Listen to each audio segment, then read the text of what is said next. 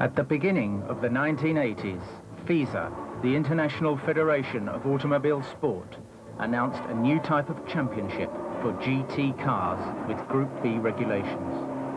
Enzo Ferrari, at the venerable age of 86, did not want to miss out on an opportunity to generate renewed excitement in the Ferrari marque.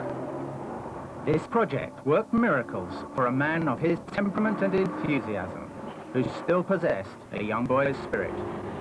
Hence, the GTO venture commenced, a venture which would be a milestone in the story of Ferrari, even though Group B was scrapped before the GTO appeared on the track.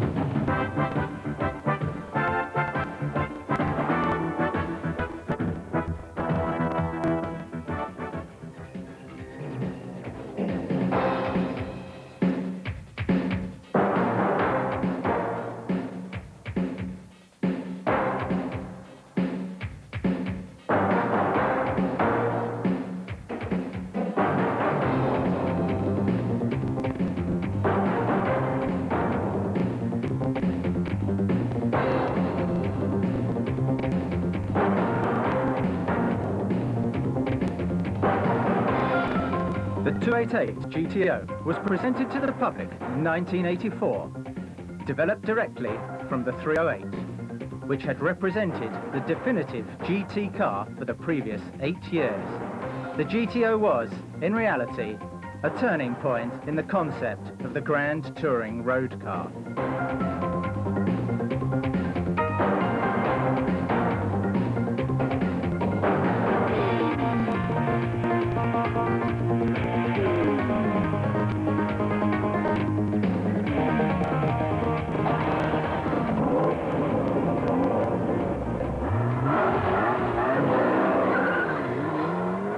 Equipped with 8 cylinders and capacity of 2.8 litres, the GTO owes its success to the twin turbochargers, which assisted in developing 400 brake horsepower. For a long time, the GTO was the fastest road-going car in the world, with speeds up to and exceeding 300 kilometers per hour, at an acceleration time of only 4.9 seconds to 100 kilometers per hour, and 21.8 seconds to cover the standing kilometre.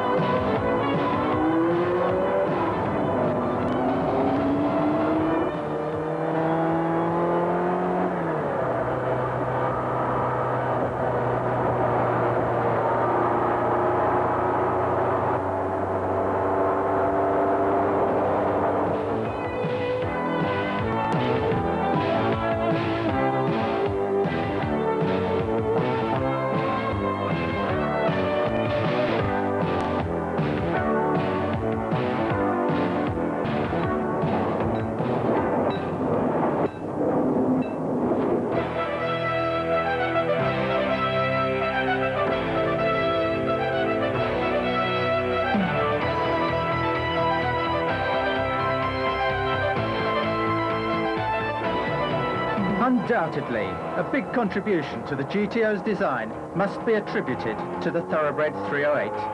Although the 288 was based on the 308 Berlinetta, its appearance was more aggressive and its performance dramatically increased.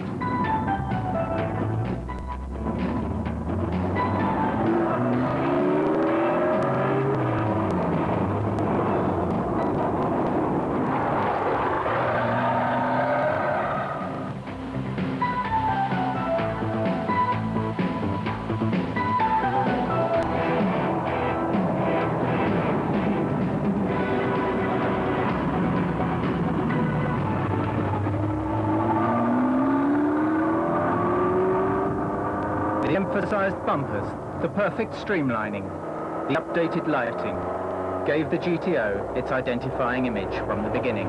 The image which Enzo Ferrari knew would be so important if the GTO were to be properly presented to the international race circuits.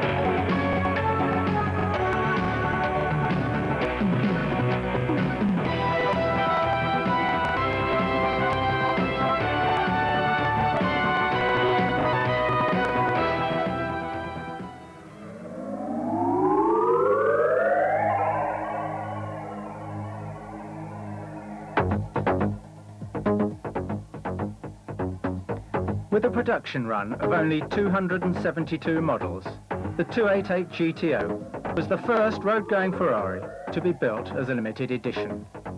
Fascinated by the elegant structure and the technical refinement of this grand touring car, hundreds of collectors from all over the world were prepared to do anything to obtain one.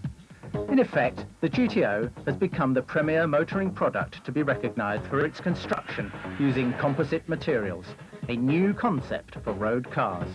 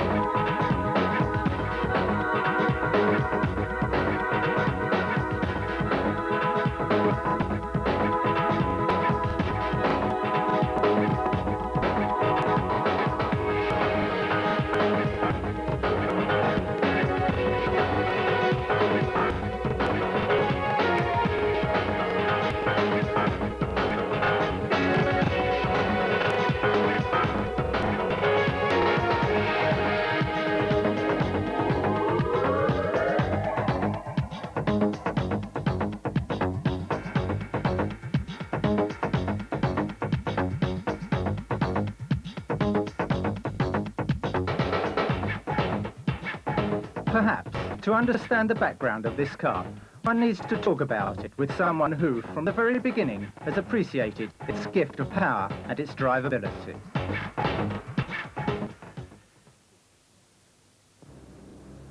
The GTO is a car which I'm particularly fond of for a number of reasons. It was the first car that I saw being constructed by Ferrari during the winter of '83.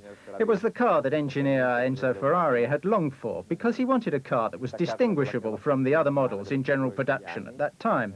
In fact, after the BB, there were no more exciting cars to speak of, and therefore Ferrari needed a car that would be particularly significant. The GTO shared its birthday with the Testarossa. I remember that the test drivers carried out some parallel tests at Fiorano, and the GTO was always faster than the Testarossa. Even though the 288 is similar in appearance to the 308, structurally it's very different. The engine is longitudinal and not transverse. The GTO has a very complex structure and is the basis of a racing car. For this reason, after having asked René Arnoux and me, the drivers of the team at that time, how the tests went and how we found the Formula One car, engineer Enzo Ferrari always asked, "And what do you think of the GTO?" In fact, he asked us every so often if he might try it himself, as he was very fond of the car. I've had this car now for 10 years. It is unmistakably a part of the Ferrari tradition. There is attention to small details, such as the gold-coloured circles, which were designed on behalf of Ferrari to include in the presentation brochure for the launch of the car. The interiors came in two styles. There was a totally black leather interior, or, alternatively, a red and black material one. I chose the latter because the leather seats are slippery, whereas with the material seats, the feeling of stability is greatly improved. I never experienced any problems with my 288, and I did quite a few high-speed kilometers in it. It really is a superb car.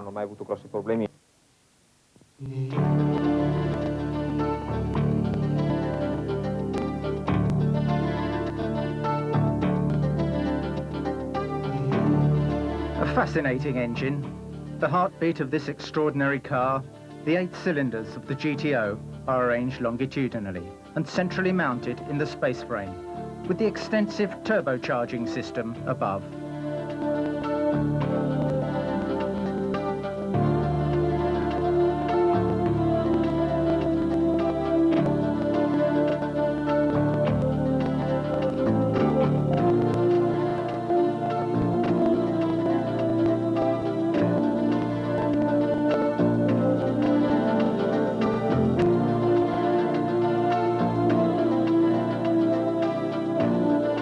The 2 IHI turbochargers work at a pressure of 0.8 bar and are assisted by 2 large intercoolers, allowing the engine of the GTO to produce 400 brake horsepower at 7,000 RPM, an almost unprecedented potential for a car intended for the road.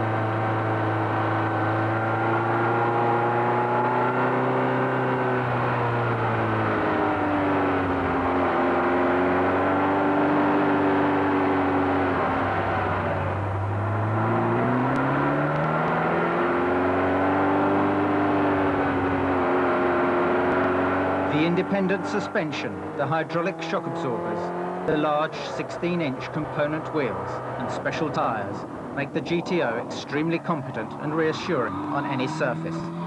A distinction which allowed its stunning namesake, the 250 GTO, to win 3 world championships in 1962, 63 and 64.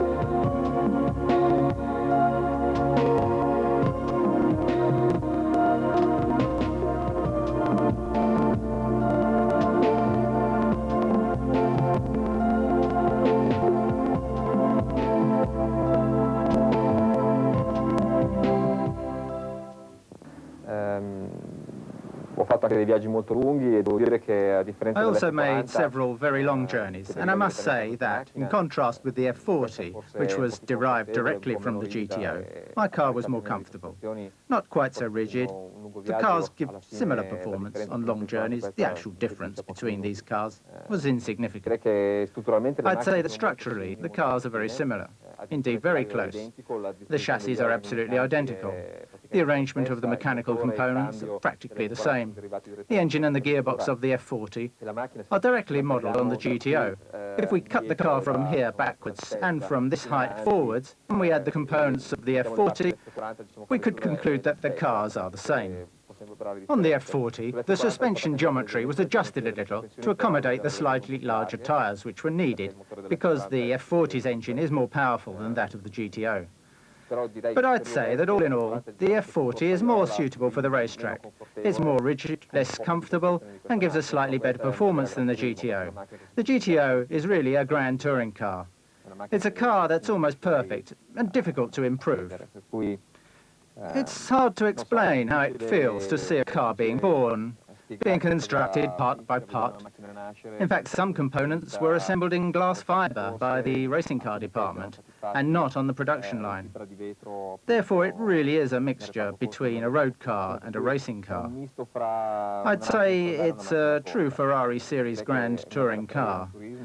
It's the Ferrari that the old Commendatore always wanted, and knowing this accentuates the wish to conserve it and keep it forever. La voglia di conservarla e di tenerla per sempre.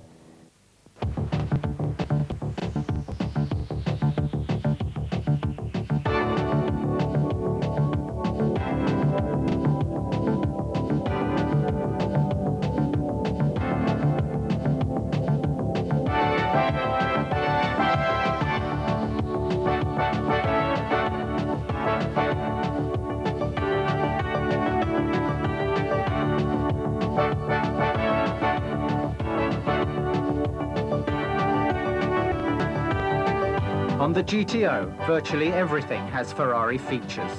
From the instrument panel with a calibrated speedometer up to speeds of 320 kilometers per hour, down to the last carefully planned detail, all designed to guarantee the best command of the controls and relay of essential information.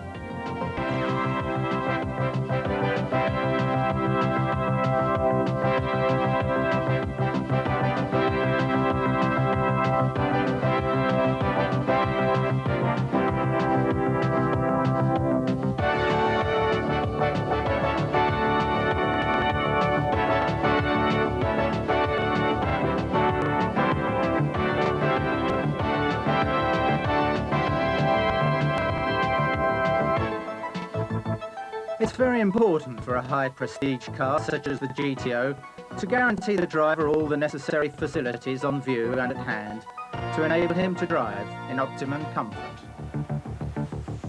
On the GTO, the seats also play their part. Their design echoes that of the Daytona and are anatomically shaped. They allow a comfortable gear change and easy management of the steering, even at low speeds.